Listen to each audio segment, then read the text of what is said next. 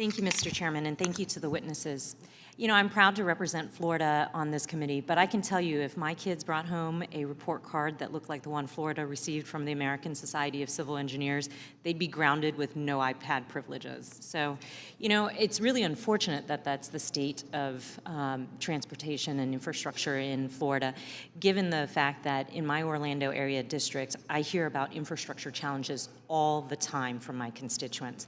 And we all, living in that area, face it firsthand. I can't tell you how many hours people spend stuck on I-4. And in part, we're a victim of our own success. The Orlando area is booming. New residents contribute so much to our economy and our social fabric, but they put additional pressure on our infrastructure systems.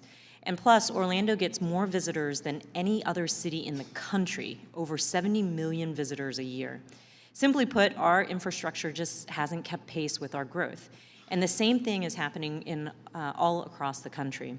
And that's why I hope to be part of a bipartisan effort by this committee and other committees to try to pass smart, fiscally responsible bill that is equal to the problem at hand. I think there's a real opportunity to get something meaningful done. Mr. DiLoretto, there was recently a piece in the Orlando Sentinel noting that Central Florida is home to many lower-income workers desperate for public transportation, folks who struggle to afford rent and groceries and monthly car expenses. The article observes, though, that despite this high demand, the use of the region's public bus and rail systems is relatively low because there just simply hasn't been enough investment in these systems to make them practical and a convenient option for many working families. Unlike Mr. Scribner, would you agree that robust federal funding for local public transit should be part of any infrastructure package that Congress crafts? Well, absolutely. We believe it's part of an overall package. There's a $90 billion transit maintenance backlog. And in certainly all of those communities, that's the way many people get to work. That's in some cases the only way you're going to be able to get to work. So it's part of a multimodal system that gets you to and from your job. And in many cases, we can't build more roads because we're physically limited by the land we have there. And on another issue, Mr. DiLoretto, I'm concerned about Florida's water-related infrastructure. We have serious challenges protecting water quality from things like harmful algae blooms. It's bad for the environment, for human health, for tourism, for recreational and commercial fishing, and for the broader economy. And quite frankly, it threatens Florida's fundamental way of life. The Corps of Engineers invests considerable resources in projects throughout the state that can reduce some of these algae blooms. But these projects take a long time, and they compete for funding with other national priorities. If Congress were, as a part of a comprehensive infrastructure package, be able to provide additional investments into this, would this improve the Corps of Engineers' ability to execute more quickly on some of these projects? And I think we've heard other colleagues of mine express some frustration with the speed with which the Corps executes on its projects. Right. Well, clearly, additional investments is one of our first solutions to solving this D+ grade that our nation and report card got. And certainly, if the Corps of Engineers had additional funding, they would be able to attack additional projects that they simply can't get to now. And so they're probably concentrating on existing projects, and they're not able to get to these. Thank you.